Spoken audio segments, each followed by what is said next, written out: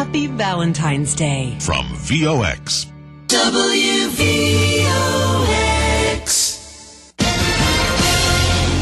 Good morning once again, Westchester, 7:37 on Thursday, February 14th. It's 28 degrees outside. And joining us right now, the chairman of the County Board of Legislators and a candidate for county executive, Ken Jenkins. Good morning, sir. Good morning, TJ. Good morning, Westchester, and happy Valentine's Day. Thank you, darling. I appreciate that. Anybody you want to send out a special wish to? Well, of course, my wife is of 32 years of happy Valentine's Day, Deborah, and making a good one for everyone else. There you go. There you go. So, what's on your radar these days? I know that last night you had all the submissions for Playland. That'll be an interesting thing. I tell you what my vote is. You can bring this to the Board of Legislators and let them rule on it. But tell them that TJ at VOX, I go for that $20 million restore it, and that's what I want. I want to keep Playland, not Legoland. Oh, please. Don't make it Legoland. But anyway, what's going on there, Ken Jenkins? Well, what's going on there is that was the first time the public has seen all four proposals in one place where they can touch and feel and ask questions. And people should be very clear on this, that the process is continuing, and there's certainly a recommendation from the county executive, and we're going to work through that and see what things transpire. But for an asset like Playland and the changes that we're considering, we need to go through and do due diligence. That's the job of the legislature, and all the members are taking that seriously, and no matter what side of the aisle they're on. Yeah. I mean, you should. And while you were being slightly facetious about it, sure. You have proposals where people are talking about investing between $20 million and $150 million in our park. Right. And we really need to take that seriously and understand the impact.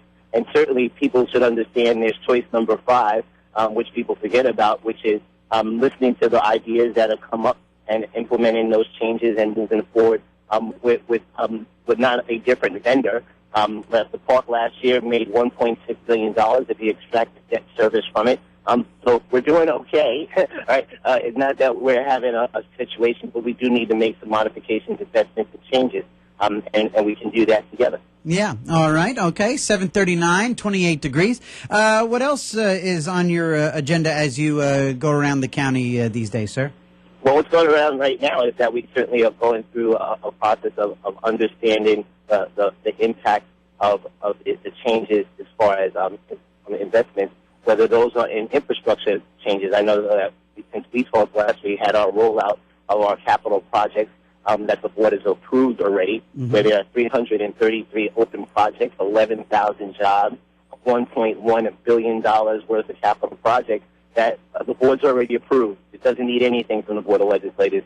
Just needs some love and attention from the administration. And hopefully on Valentine's Day they can focus on doing that, put people back to work. And every time we talk about making investments in Westchester County and how government can be a partner in that, that's where our capital projects come in, and that's a serious matter that we really need to be focused on, instead of people walking around the county office building and marching and trying to bring attention to the legislature to say, well, you guys have to move forward on these projects for a local development corporation. We have $1.1 billion worth of local development corporation we've already approved. We've got $1.1 billion and 11,000 jobs that could be happening for the people of Westchester, and that's the thing that we really need to continue to talk about: openness, transparency, and making sure that we're making the best decisions for the people of Westchester.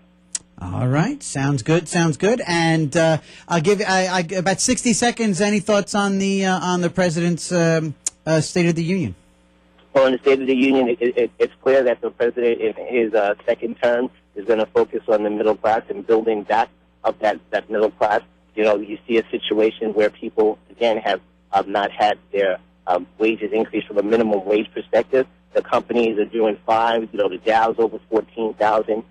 Millionaires and owners making a lot of money. Corporations and CEOs and those folks, stockholders, are doing well in that particular end. But the average working person is not. And that's the driver for our economy. When people make money, they go out to the store and shop and do all the things that we need to have done in a cyclical economy. So there were good talks about that. Westchester. I'm sorry to interrupt you. Let me just let me bring it down to the micro here. In Westchester, one of the the things that are pulling Westchester, the only thing that's going to really pull Westchester fully out of the rubble, is of course entrepreneurialism and small business owners. What do you say to the dry cleaner or the pizza guy who may have to actually let somebody go in order to be able to pay a $9 minimum wage, for example?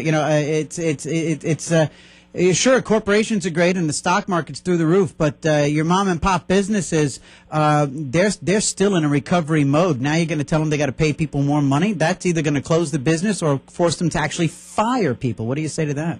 Well, I don't think that's the case. I said what happens. My wife owns a dance school, and that's the case with my wife. So, But what happened is that if you have more people that are making money, you'll have more people in the dance school, and now she'll be able to have additional support and additional services. Those small businesses have been making many sacrifices and cutting while costs have increased, whether those are healthcare costs or whether those are taxes, whether they were MTA taxes that are suspended now or anything else. So those businesses make those choices all the time to say, hey, you know what, how can we do this?